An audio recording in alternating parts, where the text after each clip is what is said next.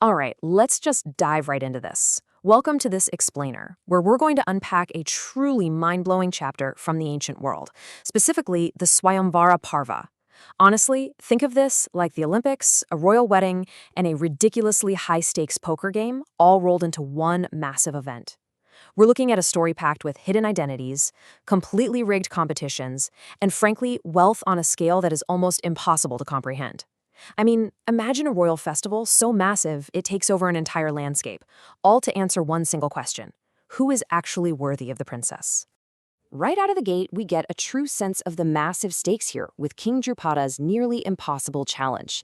This isn't some simple foot race or a basic sword fight. The king has laid out a highly specific, mechanical, and physically grueling test. Whoever can pull off this frankly superhuman feat doesn't just walk away with a shiny trophy, they literally win the hand of his daughter. To really grasp the gravity of this event, we need a little context. A Swayamvara wasn't just a fancy wedding ceremony. It was a grand, hyper-competitive spectacle of strength, skill, and lineage. Kings and legendary warriors from across the known world would get these exclusive invitations to assemble, basically posturing and competing, all hoping to be chosen. It was the ultimate, undisputed display of royal power and prestige.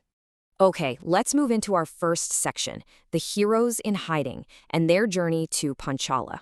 Now, you might expect the legendary heroes of our story, the Pandavas, to ride in on golden chariots, right? Well, actually, no. Before reaching the capital, they took a very slow, specific, and quiet journey. They met with the pure-souled Rishi Dwaipayana, spent time resting in these beautiful woods and by fine lakes, and dedicated themselves to study. But here is the absolute kicker. When they finally arrived at the fort and capital, they went completely underground. They adopted a Brahmin medical profession, crashed in a humble potter's house, and lived off charity, totally unrecognized by a single person in the city. The dramatic irony here is just off the charts. You've got the visiting kings living it up in 7-storied mansions with diamond-set walls, and meanwhile, the Pandavas, literally some of the most formidable chariot fighters and heroes in the entire land, are living unrecognized with a potter, having to beg for their daily food. The absolute greatest warriors around are disguised in total poverty, hiding right in the shadows of this wildly opulent festival. Which brings us to Section 2, a king's secret motive, and a rigorously rigged tournament. So, while the Pandavas are laying low, King Drupada is quietly setting a trap meant for just one of them. The text reveals this massive secret. King Drupada, also known as Yajnasena, had this deeply cherished, unspoken desire to give his daughter specifically to Arjuna, the son of Pandu. He never breathed the word of this to anyone, not a soul. He just locked that desire away and secretly designed the entire tournament around it. Because here's the truth, this was never a fair competition. It was a completely rigged test. Drupada thought about Arjuna's unique, unmatched abilities, and custom-built a challenge that literally only he could pass. He commissioned this shockingly stiff bow that no ordinary man could even bend. Then he had this complex machinery erected way up high in the sky and attached a target to it.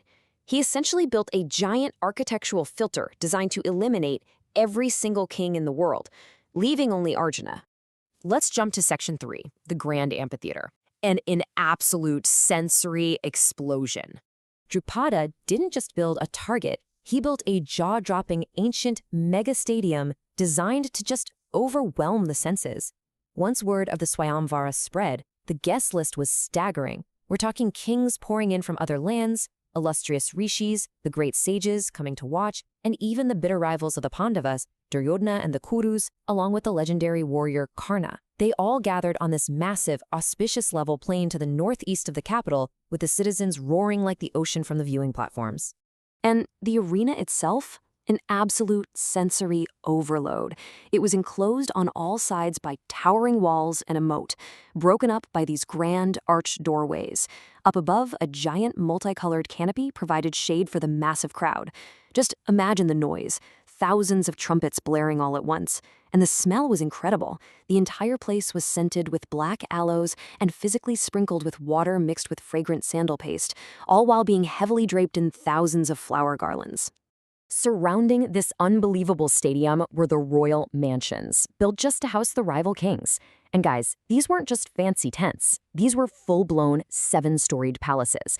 The texts describe them as perfectly white, spotless like the necks of swans, Looking like the cloud-kissing peaks of mountains like Kailasa and Himavat, the windows were covered in intricate networks of gold.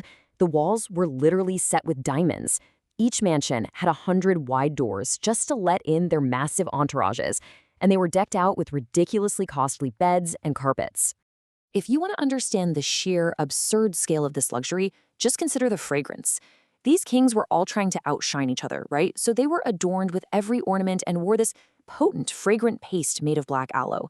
This scent was so powerful, and the aloes burning in the mansions were so rich, that the text claims the smell could be perceived from a yojana away. That is roughly 8 miles. 8 miles away. That's either an astounding level of wealth and dominance, or, just an ancient world record for way too much colognes. So that brings us to Section 4, the ultimate challenge, as the climax finally approaches. So the stage is set. These intensely fragrant kings are watching from their golden windows, and our hidden heroes are just sitting quietly in the dirt amongst the Brahmanas. The festival goes on for days. Actors and dancers are entertaining everyone. The king is throwing massive amounts of wealth into the crowd, and the audience just keeps swelling. This goes on for over 2 weeks.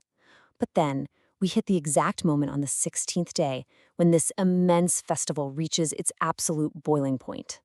Day 16 is when the Princess Krishna, who we also know as Draupadi, finally makes her grand entrance.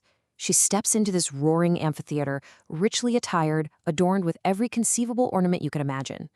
In her hands, she's carrying a golden dish with traditional offerings, and most importantly, she holds the garland of flowers that is going to be placed around the neck of the ultimate victor. As she walks in, a holy Brahmana priest of the lunar race takes over to perform the sacred rites. It's a very precise sequence. He ignites the sacrificial fire. He pours libations of clarified butter into the flames to gratify Agni, the fire god. Auspicious benedictions are chanted. And then, the priest orders every single one of those thousands of blaring musical instruments to stop. A sudden, heavy, perfect stillness falls over a crowd of thousands that was just roaring seconds ago. The cinematic tension here is just brilliant. Into this perfect, echoing silence steps Dhrishtadyumna, the princess's brother. He takes his sister's arm, stands dead center amidst all these assembled kings, and starts to speak. And the text describes his voice as being as deep as the boom of a kettle drum or the mighty roar of thunderclouds. His booming voice washes over the plain, and he points directly to the challenge. This is the bow, that is the mark, and these are the arrows. He lays out a strictly undeniable 3-step criteria, a literal procedural checklist for a superhuman feat. First, string the bow that no ordinary man can even bend. Second, take these 5 specific sharpened arrows. Third, shoot the mark through a tiny orifice in a machine rotating high up in the sky. Then, he lays down the absolute promise. He tells the kings that whoever can execute this nearly impossible shot, assuming they have the proper lineage, beauty, and strength, will win his sister Krishna for his wife that very day. And to seal it, he meticulously recites the names, the lineages, and the achievements of all the assembled lords, essentially daring them to step up and prove their worth. So, there we have it. The trap is perfectly set, the sacred fire is lit, and this impossible challenge is just hanging in the air. While these diamond-clad kings prepare to try their luck, the true intended hero is sitting right there in the dust, dressed like a beggar. When the greatest rulers of the ancient world inevitably fail this rigged test, how exactly will the disguised Arjuna break his cover to claim his prize? Thank you so much for joining me for this explainer. I hope this leaves you absolutely eager to uncover how this legendary tournament finally concludes.